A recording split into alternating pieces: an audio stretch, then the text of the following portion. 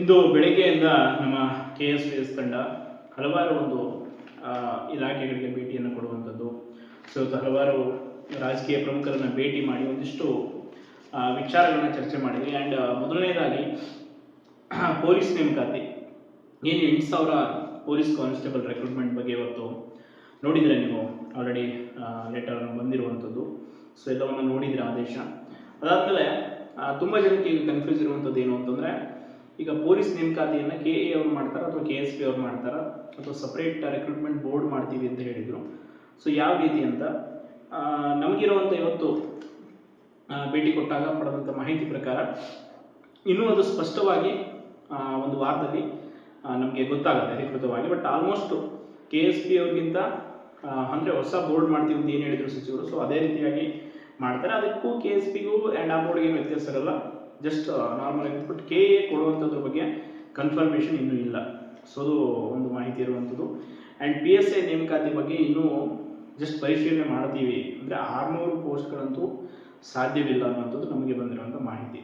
And VAO recruitment, so ಅದು state wise district wise notification ಬಗ್ಗೆ ಸ್ವಲ್ಪ ಅಭ್ಯರ್ಥಿಗಳ ನಡುವೆ ಗೊಂದಲ ಇದೆ. ಅಂದರೆ ಈಗ ಸ್ಟೇಟ್ ವೈಸ್ ನೋಟಿಫಿಕೇಷನ್ ಆದರೆ ಯಾವ ರೀತಿ ಆಗುತ್ತೆ, ಡಿಸ್ಟ್ರಿಕ್ಟ್ ವೈಸ್ ಆದರೆ ಏನಾಗುತ್ತೆ ಅನ್ನೋದು ನಿಮ್ಗೆ ಗೊತ್ತಿದೆ ಆಲ್ಮೋಸ್ಟು. ಯಾಕೆಂತಂದರೆ ಕಳೆದ ಬಾರಿ 1000 VAO ಹುದ್ದೆಗಳ ನೇಮಕಾತಿಯಲ್ಲಿ ಏನೇನಾಗಿದೆ ಅದು ಎಲ್ಲ ಗೊತ್ತಿದೆ. ಸೊ ಅದಕ್ಕೆ ಸಂಬಂಧಪಟ್ಟಾಗ ನಾವು ಕೂಡ ಕಂದಾಯ ಇಲಾಖೆಗೆ ಹೋಗಿ ಅಧಿಕಾರಿಗಳೊಂದಿಗೆ ಆ್ಯಂಡ್ ಆಲ್ಮೋಸ್ಟ್ ನಾವು ಕೃಷ್ಣ ಬೈರೇಗೌಡ ಸರ್ನ ಮೀಟ್ ಆಗಬೇಕು ಅಂತಿದ್ವಿ. ಸೊ ಅದು ಸ್ವಲ್ಪ ಕಷ್ಟ ಆಯಿತು, ಯಾಕೆಂತಂದರೆ ಲ್ಯಾಂಡ್ ಸರ್ವೇರ್ ಆಸ್ಪಿರೆಂಟ್ಸು ಸರಿಯಾಗಿ ರೆಸ್ಪಾನ್ಸ್ ಮಾಡಿಲ್ಲ.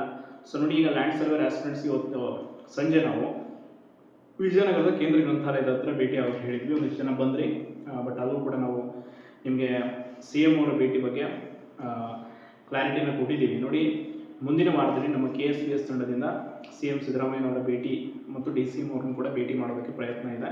ಆಲ್ರೆಡಿ ನಮಗೆ ಅದಕ್ಕೆ ಅವಕಾಶ ಕೂಡ ಮಾಡಿಕೊಡೋದಕ್ಕೆ ಸಿದ್ಧವಾಗಿದ್ದಾರೆ. ಸೊ ಅಲ್ಲಿ ಕೆಲವೊಂದಿಷ್ಟು ಪ್ರಮುಖ ವಿಚಾರಗಳನ್ನು ಆ್ಯಂಡ್ KPSCಗೆ ಏನು ಸುಧಾರಣಾ ಸಮಿತಿ ಮಾಡಿದ್ದಾರೆ, ಆ ಸುಧಾರಣಾ ಸಮಿತಿಗೂ ಕೂಡ ಕೆಲವೊಂದಿಷ್ಟು ಪ್ರಮುಖ ಬೇಡಿಕೆಗಳು ನಮ್ದು ಏನಿದೆ KPSC ವಿಚಾರದಲ್ಲಿ ಅದನ್ನು ಸಲ್ಲಿಸೋದಕ್ಕೆ ನಾವು ರೆಡಿಯಾಗಿದ್ದೀವಿ.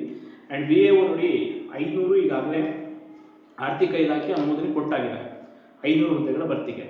ಬಟ್ ಅದು 2023-24-25ನೇ ಸಾಲಿನಲ್ಲಿ ಇತ್ತು. ಬಟ್ ಈಗ 26-20 ಇನ್ನೂ 500 ಪೋಸ್ಟು ಆ್ಯಡ್ ಮಾಡಿ 1000 ಹುದ್ದೆಗಳ ನೇಮಕಾತಿ ಮಾಡಿದರೆ ಬೆಟರ್ ಅನ್ನುವಂಥದ್ದು. ಬಟ್ ಡಿಲೇ ಏನಿಲ್ಲ, ಇನ್ ಕೇಸ್ ಫಿನಾನ್ಷಿಯಲ್ ಅಪ್ರೂವಲ್ ಪರಿಶೀಲನೆ ಆಗಿತ್ತು ಅಂದರೆ ಅದನ್ನು ಮಾಡಿ, ಇಲ್ಲಾಂದರೆ 500 ಮಾಡಿ, ಅದೇನೋ ಸಮಸ್ಯೆ ಇಲ್ಲ. ಒಟ್ಟಲ್ಲಿ ನಮಗೆ ಇಮಿಡಿಯೇಟಾಗಿ ರೆಕ್ರೂಟ್ಮೆಂಟ್ ಆಗಬೇಕು, ಮೇನ್ ಅದು. ಆ್ಯಂಡ್ ಇನ್ನೊಂದು, ತುಂಬ ಜನ ಆಸ್ಪಿರೆಂಟ್ಸ್ ನೋಡಿ ಒಂದು ವಿಷಯದಲ್ಲಿ ಸದ್ಯಕ್ಕೆ ಖುಷಿಯಾಗಿದ್ದಾರೆ, ಅದು ನನಗೆ ಸಮಂಜಸ ಅನಿಸ್ತಾ ಇಲ್ಲ. ಏನು ಅಂತಂದರೆ 56,000 ಹುದ್ದೆಗಳು ಭರ್ತಿ ಮಾಡ್ತೀವಿ, ಈಗ ಸರ್ಕಾರ ಸದ್ಯಕ್ಕೆ ರೋಡ್ಸ್ ರೆಡಿ ಆಗಿದೆ, ಮಾಡ್ತೀವಿ ಅಂದ ತಕ್ಷಣ ಖುಷಿ ಆಗೋದಲ್ಲ. ನಮ್ಮ ಬೇಡಿಕೆ ಇದ್ದಂಥದ್ದು 2,80,000 ಏನು ಅವರು ಮಾತು ಕೊಟ್ಟಿದ್ರು ಸರ್ಕಾರದವರು, ನಾವು ಅಧಿಕಾರಕ್ಕೆ ಬಂದು ಕೂಡ ಮಾಡ್ತೀವಿ ಅಂತ, ಅದನ್ನು ಮಾಡಬೇಕು. ಈಗ ಮತ್ತೆ ಸುಮ್ಮನೆ 56,000 ಅಂತೇಳಿ ಅದರಲ್ಲಿ ಇರೋದೇ ಫಿನಾನ್ಷಿಯಲ್ ಅಪ್ರೂವಲ್ ನಿಮ್ಗೆ ಗೊತ್ತಿದೆ ಎಷ್ಟಿದೆ ಅಂತ, ಅರ್ಧ ಅಷ್ಟೇ ಇರೋದು. ಅದರಲ್ಲಿ ಒಂದಿಷ್ಟು ಮಾಡಿಬಿಟ್ಟು ಏನೋ ಒಂದು ಕಣ್ಣು ಸ್ವತಂತ್ರ ಮಾಡಿ ಸದ್ಯಕ್ಕೆ ವಿದ್ಯಾರ್ಥಿಗಳನ್ನ ಶಾಂತಿಯಿಂದ ಇರೋ ಥರ ಮಾಡಿಬಿಟ್ರೆ ಖಂಡಿತವಾಗಿ ಅದು ಸರಿ ಅನಿಸಲ್ಲ. ಆ್ಯಂಡ್ ರೆಕ್ರೂಟ್ಮೆಂಟ್ ವಿಷಯದಲ್ಲಿ ತುಂಬ ಡಿಲೇ ಪ್ರೊಸೆಸ್, ಎಸ್ಪೆಷಲಿ KPSCದು 3-4 ವರ್ಷ ಈ ರೀತಿ ಆಗುವಂಥದ್ದು ಅದೆಲ್ಲ ಆಗಬಾರ್ದು. ಒಂದು ಇವೆಂಟ್ ಆಫ್ ಕ್ಯಾರೆಕ್ಟರ್ ಬೇಕು, ಆ್ಯಂಡ್ ಒಂದು ಟೈಮ್ ಲಿಮಿಟಲ್ಲಿ ರೆಕ್ರೂಟ್ಮೆಂಟ್ ಮುಗಿಸ್ಬೇಕು. ಸುಮ್ಮನೆ ಈಗ ರೆಕ್ರೂಟ್ಮೆಂಟ್ ಮಾಡ್ತೀವಿ ಅಂತ ಹೇಳೋದು, ಮತ್ತು ಈಗ ಎಲೆಕ್ಷನ್ ಬೇರೆ ಸುದ್ದಿ ಆಗ್ತದೆ. ಸೊ ಅದಕ್ಕೆ ನಾವು ಆದಷ್ಟು ಪ್ರೆಷರ್ನ ಹಾಕಿಸುವಂಥ ಕೆಲಸ ಮಾಡಿದ್ವಿ. ಅದು ಬೆಳಿಗ್ಗೆಯಿಂದ ತುಂಬ ಓಡಾಟ ಮಾಡಿ ಹಲವಾರು ಜನರನ್ನ ಭೇಟಿಯಾಗಿ, ಆ್ಯಂಡ್ ಪದವೀಧರ ಕ್ಷೇತ್ರದ ಕೆಲವೊಂದಿಷ್ಟು ಈಗ MLC ಆಕಾಂಕ್ಷಿಗಳು ಏನಿದ್ದಾರೆ ಕ್ಯಾಂಡಿಡೇಟ್ಗಳು, ಅವ್ರನ್ನೂ ಕೂಡ ಭೇಟಿ ಮಾಡಿ ನೀವು ಮುಂಬರುವ ಪದವೀಧರ ಕ್ಷೇತ್ರಕ್ಕೆ, ಈಗ ಎಸ್ಪೆಷಲಿ ಈಗ ನಮ್ಮ ಶಶಿ ಉಡುಪಿ ಸರ್ ಅಂತೇಳಿ ಇವತ್ತು ಅವ್ರನ್ನ ಭೇಟಿಯಾಗಿದ್ವಿ. ಅವ್ರಿಗೂ ಕೂಡ ಹೇಳಿದ್ವಿ, ಸರ್ ಈಗ ನೀವು ಮುಂದಿನ ಒಂದು ಪದವೀಧರ ಕ್ಷೇತ್ರದಿಂದ ಆಲ್ರೆಡಿ ಅವ್ರ ಕ್ಯಾಂಡಿಡೇಟ್ ಫಿಕ್ಸ್ ಆಗಿದೆ, ಸೊ ಅವ್ರು ವರ್ಕ್ ಮಾಡ್ತಾಯಿದ್ದಾರೆ. ಅವ್ರಿಗೆ ಹೇಳಿದಂಥದ್ದು ವಿಷಯಗಳು, ನೀವು ಏನು ಮಾಡ್ಬೋದು, ವಿದ್ಯಾರ್ಥಿಗಳ ಸಮಸ್ಯೆಗಳಿಂದ ಕಾಂಪಿಟೇಟಿವ್ ಆಸ್ಪಿರೆಂಟ್ಸ್ ಅದೆಲ್ಲವನ್ನು ಕೂಡ ತಿಳಿಸಿದ್ದೀವಿ. ಆ್ಯಂಡ್ ಅಪೆಕ್ಸ್ ಬ್ಯಾಂಕ್ದು ಕೂಡ ಇವತ್ತು ಡಿಸ್ಕಷನ್ ಆಯಿತು. ಬೇರೆ ಬೇರೆ ಎಲ್ಲ ಲ್ಯಾಂಡ್ ಸರ್ವೇದು ಕೂಡ ತುಂಬ ವಿಷಯಗಳನ್ನು ಚರ್ಚೆ ಮಾಡಿದ್ದೀವಿ. ಎಸ್ಪೆಷಲಿ KAದು ಏನು ಸುಧಾರಣೆಗಳಿದೆ, ಅದೇ ರೀತಿ KPSC ಕೂಡ ಸ್ಕೋರ್ ಲಿಸ್ಟ್ ಬಿಡೋದಾಗಿರ್ಬೋದು, OMR ವೆಬ್ಸೈಟ್ಗೆ ಅಪ್ಲೋಡ್ ಮಾಡೋದಾಗಿರ್ಬೋದು, ಅತಿ ಕಡಿಮೆ ಸಮಯದಲ್ಲಿ ಪ್ರೊಸೆಸ್ ಮುಗಿಸುವಂಥದ್ದು, ಆ ರೀತಿ ಸುಧಾರಣೆ ಆಗಬೇಕು ಅನ್ನೋಂಥದ್ದು ಒಂದಿಷ್ಟು ಬೇಡಿಕೆಗಳಿದೆ. ಸೊ ಇದೆಲ್ಲವನ್ನು ಕೂಡ ಚರ್ಚೆ ಆಯಿತು. ನೋಡಿ, ಒಟ್ಟಾರೆಯಾಗಿ ಪೊಲೀಸ್ ಹುದ್ದೆಗೆ ಹೋಗ್ತಾ ಇರುವಂಥ ಆಕಾಂಕ್ಷಿಗಳಿಗೆ ಖಂಡಿತವಾಗಿ ಗುಡ್ ನ್ಯೂಸ್ ಸಿಗುತ್ತೆ ಪೊಲೀಸ್ ಕಾನ್ಸ್ಟೇಬಲ್ ನೇಮಕಾತಿಯಲ್ಲಿ.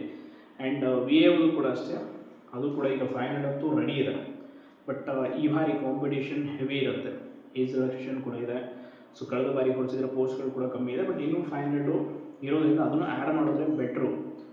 ಈಗ FD ಅಪ್ರೂವಲ್ ಆಗಿದೆ ಅನ್ನೋದು ಅದು ಇನ್ನೂ ಕನ್ಫರ್ಮ್ ಇಲ್ಲ. ಸೊ ಅದು ಒಂದು ಆಗಿಬಿಟ್ರೆ ಬೆಟರ್ ಅಂತ ನಮ್ಮ ಅಭಿಪ್ರಾಯ. ಯಾಕೆಂತಂದರೆ ಈಸಿಯಾಗಿ ನೇಮಕಾತಿ ಬೇಗ ಮಾಡ್ಬೋದು. ಇನ್ನು 1000 ಹುದ್ದೆಗಳಾದರೆ ಕಾಂಪಿಟೇಷನ್ ಕೂಡ ಹೈ ಇರೋದ್ರಿಂದ ಸರಿಯಾಗಿ ಆಗುತ್ತೆ. ಸುಮ್ಮನೆ 500 ಹುದ್ದೆಗಳು ಮತ್ತೆ ಪೆಂಡಿಂಗ್ ಇಡುವಂಥದ್ದು.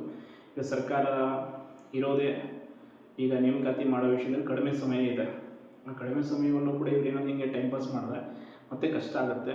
ಇನ್ನು ಒಟ್ಟಾರೆಯಾಗಿ ನೇಮಕಾತಿ ವಿಷಯ ಆಗಿರ್ಬೋದು, ಬೇರೆಲ್ಲ ವಿಚಾರಗಳ ಬಗ್ಗೆ ತುಂಬ ಎಫರ್ಟ್ ಮಾಡ್ತಾ ಇದ್ದೀವಿ. ಖಂಡಿತವಾಗಿಯೂ ಎಲ್ರಿಗೂ ಕೂಡ ಒಳ್ಳೆಯದಾಗುತ್ತೆ. ಎಸ್ಪೆಷಲಿ PS ಆಸ್ಪಿರೆಂಟ್ಸ್ ಅಂತೂ ದಿನಕ್ಕೆ ಒಂದು 100ರಿಂದ 200 ಜನ ಆದರೂ ಕರೆ ಮಾಡಿ ಮೆಸೇಜ್ ಮಾಡಿ ಕೇಳ್ತಾನೆ ಇರ್ತಾರೆ. ಸೊ ನಮ್ಮದು PS ಇದು ನೋಟಿಫಿಕೇಷನ್ ಆಗುತ್ತಾ ಇಲ್ವಾ ಅಂತೇಳಿ. ಸೊ ಹಾಗೆ ಮೋಟರ್ ವೆಹಿಕಲ್ ಇನ್ಸ್ಪೆಕ್ಟರ್ ಆಸ್ಪಿರೆಂಟ್ಸ್ಗಳು ಕೂಡ ನಿಮಗೂ ಅಪ್ಡೇಟ್ ಕೊಡ್ತೀವಿ. ತುಂಬ ಜನ ಕೇಳ್ತಾ ಇದ್ದೀರಾ. ಒಟ್ಟಾರೆ ಏನೇನೆಲ್ಲ ಇಶ್ಯೂಸ್ ಇದೆ ಸೊ ಅದೆಲ್ಲದಕ್ಕೂ ಕೂಡ ನಾವು ಪಾಸಿಬಲ್ ಆದಂಥ ಹೆಲ್ಪ್ ಮಾಡ್ತೀವಿ.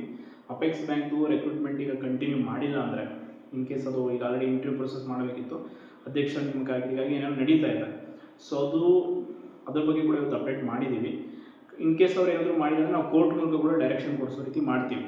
100% ನಮ್ಮ KSPS ಸಂಘಟನೆಯಿಂದ ಉಚಿತವಾಗಿ ಕೋರ್ಟ್ ಮೂಲಕ ನಾವು ಕೋರ್ಟ್ಗೆ ಹಾಕ್ಕೊಂಡು ನಾವು ಅದನ್ನು ಮಾಡ್ತೀವಿ ಖಂಡಿತವಾಗಿ. ಯಾಕೆ ಅಂತಂದರೆ ನಾವು ಫೈಟ್ ಮಾಡಬೇಕಿದೆ, 100% ಮಾಡ್ತೀವಿ. ಅದ್ರ ಬಗ್ಗೆ ಸಂಶಯ ಬೇಡ. ಆ್ಯಂಡ್ ಏನೇನೆಲ್ಲ ಸಾಧ್ಯತೆಗಳಿದೆ ಬೇರೆ ಬೇರೆ ರೀತಿಯಲ್ಲಿ ನೇಮಕಾತಿ ಆಗೋದಷ್ಟೇ ಅಲ್ಲ, ಪಾರದರ್ಶಕವಾದ ನೇಮಕಾತಿ ಆಗಬೇಕಿದೆ.